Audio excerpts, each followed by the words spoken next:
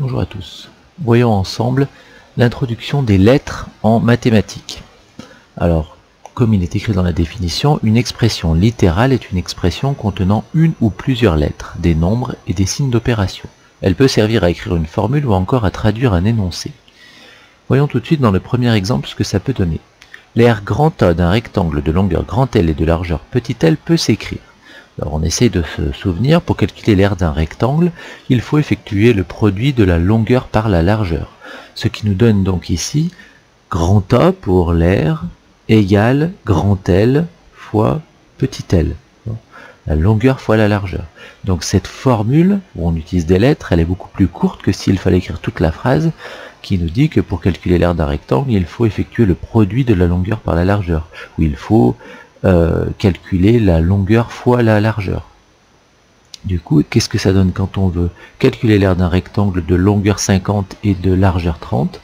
Eh bien, ça nous donne grand A égale, on redonne la formule, grand L fois petit l, on remplace grand L par sa valeur 50, on remplace petit l par 30, ce qui nous donne 50 fois 30 égale 1500. Et l'unité, ce sont des centimètres carrés, puisque la longueur est en centimètres et la largeur est en centimètres. On peut aussi utiliser les lettres dans la vie de tous les jours. Lorsqu'une famille veut calculer ses impôts, elle peut utiliser le tableau ci-contre. Alors je vous explique un peu comment il fonctionne. On vous dit, si le revenu net imposable par part, R sur N est compris entre. Donc il va falloir qu'on calcule R divisé par N.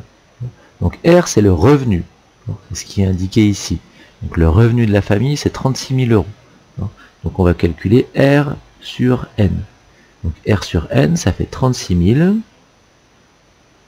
divisé par, on va calculer le nombre de parts. Alors cette famille est constituée de 4 personnes, donc 2 adultes, chaque adulte correspond à une part, ce qui est donc 2 parts, et 2 enfants, chaque enfant correspond à une demi-part, donc les enfants ça fait une part, donc 2 parts plus une part ça fait 3 parts.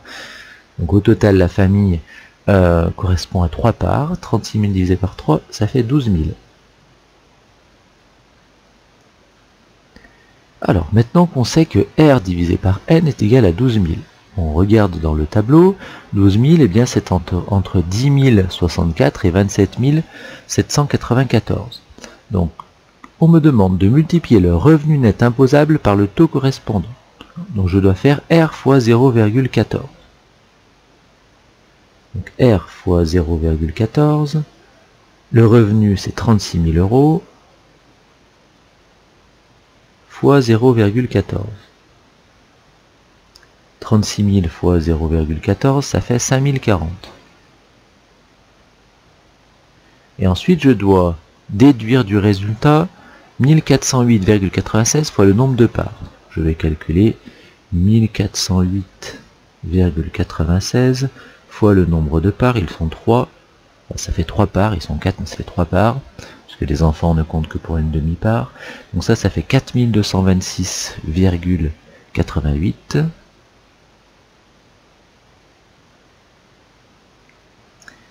Et on m'indique ici de multiplier le revenu net imposable et de déduire du résultat cette valeur. Donc, ensuite, 5040 moins 4226,88. Alors ça c'est égal à 813,12. Donc en conclusion, cette famille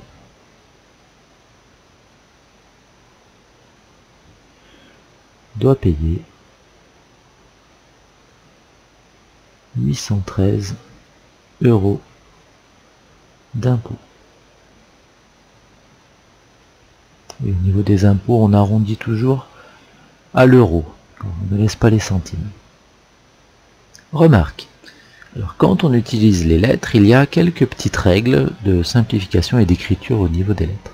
Par exemple, lorsque vous allez calculer l'aire d'un carré, vous utilisez la formule côté fois côté. Donc, si le côté vous l'appelez petit c, vous allez faire petit c fois petit c. Bien c fois c, vous allez l'écrire c au carré. Bon, c'est pour ça que j'ai écrit ici que ça se lisait c au carré. Vous avez la même chose avec x fois x qui s'écrit x au cube. Lorsque vous calculez par exemple le volume d'un cube, si le côté du cube mesure x, et vous allez faire côté fois côté fois côté, donc x fois x fois x au cube. Pour y penser, on peut essayer de se rappeler que lorsque vous calculez un volume, les unités sont au cube. Vous avez des centimètres cubes, des millimètres cubes, des kilomètres cubes, des décamètres cubes, des décimètres cubes, etc. Lorsque vous calculez par exemple une aire, vous avez des centimètres carrés, des mètres carrés. Lorsqu'on calcule l'aire d'un carré, on fait côté fois côté. Donc des centimètres fois des centimètres, ça fait des centimètres carrés. On essaye d'y penser pour se souvenir que c fois c s'écrit c au carré et que x fois x s'écrit x au cube. Troisième exemple. Lorsque l'on a des expressions littérales, donc des expressions avec des lettres, des nombres et des signes d'opération, on peut remplacer x par une certaine valeur. Alors cette valeur, elle sera toujours donnée dans l'énoncé, et ça ne sera jamais la même valeur. Donc ici, on me demande de calculer A, B et C lorsque x égale 5. Donc je réécris au début, pour x égale 5. J'indique par quelle valeur je vais remplacer la lettre. Grand A égale. Donc j'ai grand A qui est égal à 9 fois x. Il me suffit de remplacer le x par 5. Donc grand A sera égal à 9 fois 5, ce qui nous donne 45. Je fais la même chose avec B. Je réécris l'expression de B, 3 fois entre parenthèses 18 moins 2 fois x, et je remplace le x par 5. 3 fois entre parenthèses 18 moins 2 fois 5, ce qui nous donne 3 fois 18 moins 10, ce qui nous donne 3 fois 18 moins 10, ça fait 8, 3 fois 8, ça fait 24. Et enfin, expression C, C égale 10 fois x au carré, 10 fois...